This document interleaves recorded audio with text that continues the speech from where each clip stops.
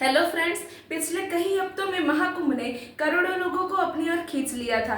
2025 के महाकुंभ जो 13 जनवरी से 26 फरवरी तक यानी कि 44 दिन मतलब कि 1.5 महीने तक चला था, उसे विश्व का सबसे बड़ा ह्यूमन गैदरिंग भी माना गया है। इतने बड़े महाकुंभ के मेले को सही ढंग और आवर्त से चलाने के लिए सही आयोजन और व्यवस्था का होना बहुत ही जरूरी है। तो आज मैं आपको बताऊंगी उस भव्य आयोजन के बारे में और उसके अलग अलग व्यवस्थाओं के बारे में भी। महाकुंभ के लिए अंदाजा किया गया था कि तकरीबन 45 करोड़ से भी ज्यादा लोग उसमें हिस्सा लेंगे, मगर ये संख्या उससे बढ़कर 65 करोड़ तक पहुंच गई थी।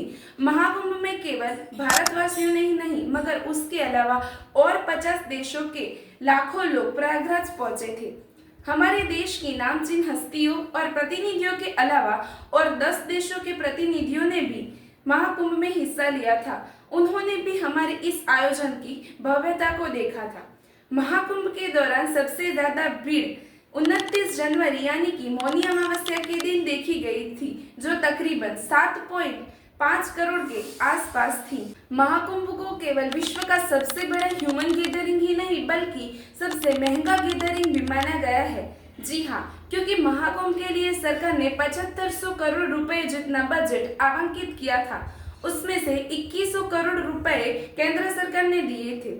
इस आयोजन के क्षेत्र में रुपए 2 लाख करोड़ राजस्व की उम्मीद थी, जो उस राज्य की स्थानिक अर्थव्यवस्था को महत्वपूर्ण बढ़ावा देती है। तो अब हम बात करते हैं उस 4000 हेक्टेयर और संगम तट की साफ सफाई के आयोजन के बारे में, जहां लाखों करोड़ों लोगों ने अपना आवासन किया था। उस 4000 हेक्टेयर से रोजाना 600 मीट्रिक टन कचरा निकाला जाता था।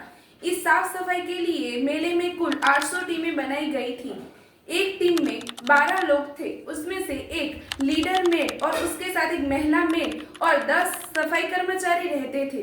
इन 800 टीमों में से तीसरे भाग के कर्मचारी की ड्यूटी रात 8 बजे से लेकर सुबह 4 बजे तक चलती थी।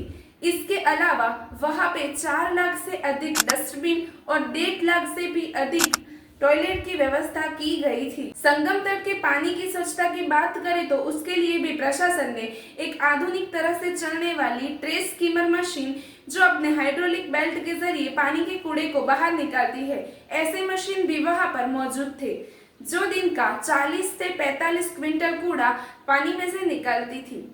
ये तो पानी की बाह्य स्वच्छता की बात है, मगर पानी की गुणवत्ता की बात करें तो गंगा नदी के जल गुणवत्ता के बारे में चिंताएं उठाई गई थी।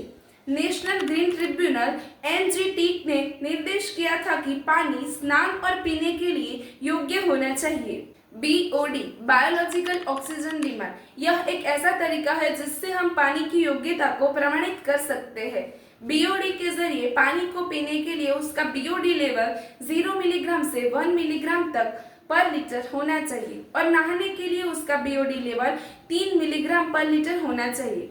इसका मतलब ये है कि जितना BOD लेवल पानी में कम होगा उतना ही पानी की गुणवत्ता ज्यादा होती है और उसमें ऑक्सीजन का लेवल भी ज्यादा होता है। मगर जब महाकुंभ के दौरान 13 जनवरी को पानी की जांच हुई तो उसका BOD लेवल कुछ 3.94 मिलीग्राम जितना था। लाखों करोड़ों लोगों के स्नान के बाद उस पानी की फिर से जांच हुई तो 16 से 19 जनवरी तक का BOD लेवल बढ़कर 5.9 मिलीग्राम से 5.29 मिलीग्राम तक पहुंच गया था। आपको ये वीडियो पसंद आया हो तो लाइक एंड शेयर करना ना भूले, जिससे ज्यादा से ज्यादा लोगों को ये जानकारी मिल सके, और चैनल को सब्सक्राइब करना भी ना भूले। धन्यवाद।